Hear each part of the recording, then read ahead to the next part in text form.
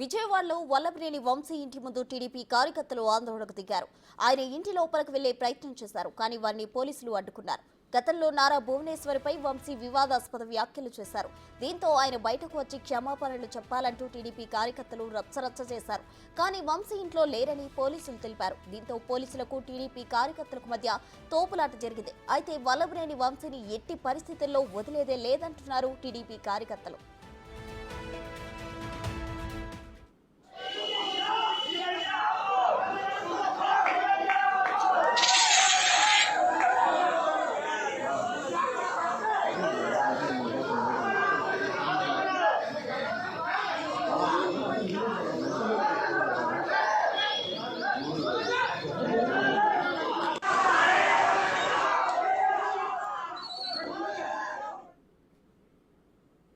మరిన్ని వివరాలు మా ప్రతినిధి శివ విజయవాడ నుండి లైవ్ లో అందిస్తారు. శివ, చెప్పండి. అయితే వల్లభనేని వంశీ ఇంటి దగ్గర టీడీపీ శ్రేణులు అయితే ఆందోళనకు దిగిన పరిస్థితి మనం చూస్తున్నాం. క్షమాపణ చెప్పాలి అంటూ వారు డిమాండ్ చేస్తున్నారు. అయితే పోలీసులు అతను ఇంట్లో లేరు అంటున్నారు. అక్కడ ప్రస్తుతం ఆ పరిస్థితి ఎలా ఉంది, ఏం జరుగుతుంది?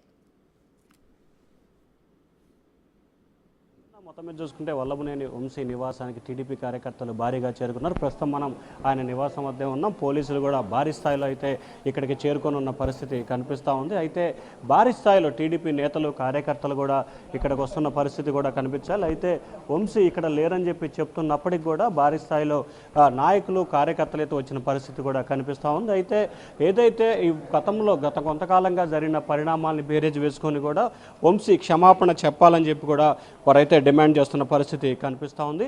చాలామంది రాళ్ళు రప్పలు తీసుకొని ఇక్కడికి వచ్చిన పరిస్థితి కూడా కనిపిస్తూ ఉంది.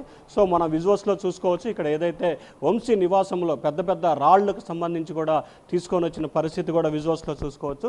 చాలామంది ఒక్కసారిగా కార్యకర్తలు నేతలు ఇక్కడికి వచ్చి వాటర్ బాటిల్స్ రాళ్ళని కూడా విసిరేసిన పరిస్థితి కూడా కనిపిస్తూ ఉంది. ఇక్కడ మొత్తం వాటర్ బాటిల్స్ రాళ్ళు మొత్తం విసిరేశారు. అయితే వంశీ ఇక్కడ లేరని చెప్పి చెప్తున్నప్పటికీ కూడా పూర్తి స్థాయిలో వారంతా కూడా ఒక్కసారిగా వంశీ నివాసంపై దాడికి ప్రయత్నం చేసిన పరిస్థితి కనిపించింది. అయితే ప్రధానంగా చూసుకుంటే ఏదైతే గత అసెంబ్లీలో కూడా వంశీ చంద్రబాబు సతీమణిపై చేసిన తీవ్ర స్థాయిలో దుమారానికి సంబంధించి కూడా పూర్తి స్థాయిలో జరిగిన పరిస్థితి కనిపిస్తుంది. సో ఖచ్చితంగా క్షమాపణ చెప్పాలని చెప్పి కూడా వాళ్ళైతే డిమాండ్ చేస్తున్న పరిస్థితి కనిపిస్తూ ఉంది. అయితే ఒక్కసారిగా జరిగిన దానికి సంబంధించి కూడా పూర్తి స్థాయిలో జరిగిన పరిస్థితి కనిపిస్తూ ఉంది. సో ఏదైతే పెద్ద పెద్ద రాళ్ళు కూడా ఇక్కడ ఉన్నాయి. సో సార్, ఏంటి అసలు ఏం జరిగింది? ఉన్నారా మీరు ఆ సంఘటన? ఉన్నానండి. ఆకి పెట్టిన చేయి మీద కూడా కొట్టారు డోర్లు అవుతుంటే. చాలా ఇటు నుండి వెనక నుండి వచ్చారు. ఇటు వాళ్ళు వచ్చేటప్పటికి ఇగో కార్లు ఈ అద్దాలు బాగా కొట్టేసి గేట్ల మీద దూకారండి. దూకొచ్చి అసలు కారణం లేదు, నేను ఇక్కడ సెక్యూరిటీ అనమాట, ఓ పేపర్చని చేసేసారు. మొత్తం ఎంతమంది వచ్చారు? పోలీసులు వెంటనే రావడం జరిగింది. అసలు వాళ్ళు ఏం డిమాండ్ చేస్తాం? వాళ్ళు అరే వంశీ రారా బయటికి అని బూతులు తట్టడము, నానా అసభ్య పద్ధతులతో ఇచ్చేసారనమాట వాళ్ళు. సార్, మీరు చెప్పండి, అసలు ఎంతమంది వచ్చారు, ఎందుకు రావడం జరిగింది? మీరు ఉన్నారా? నేను ఉన్నాను కదా. వంశీ గారి నుంచి వచ్చారు, బయటకు రమ్మని గట్టిగా కేకలేసారండి. అంతే, గేట్ చూసి గేట్ బట్టలు కొడేశారు.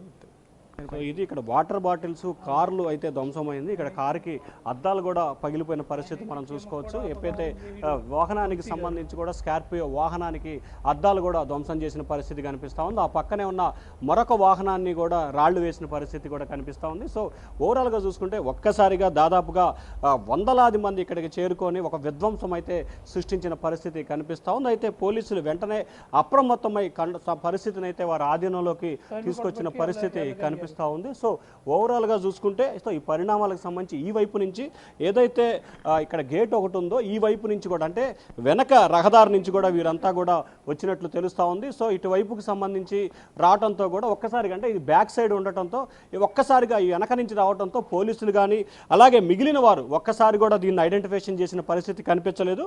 ముందు నుంచి వచ్చినట్లయితే ముందు కూడా బందరు విజయవాడ మెయిన్ రోడ్డు కావడంతో కూడా వెంటనే ఐడెంటిఫికేషన్ చేసే అవకాశం కనిపించింది.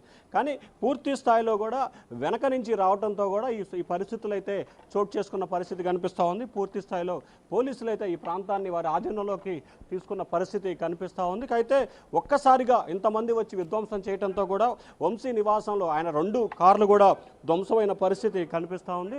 సో ఓవరాల్గా చూసుకుంటే ఈ పరిణామాలకి సంబంధించి మొత్తం జరుగుతున్న పరిణామాలను కూడా చూసుకోవచ్చు. రాళ్ళు మొత్తం భారీ స్థాయిలో ఒక్కసారిగా ఒక విధ్వంస వాతావరణం అయితే సృష్టించిన పరిస్థితి కనిపిస్తూ ఉంది. సో ఇది మొత్తం మీద చూసుకుంటే ప్రసన్న 2 వాహనాల ధ్వంసంతో పాటు రాళ్ల వర్షం కురిపించిన సంఘటన అయితే మాత్రం మొత్తం మీద కనిపించింది Prasanna. Right, thank you Shiva.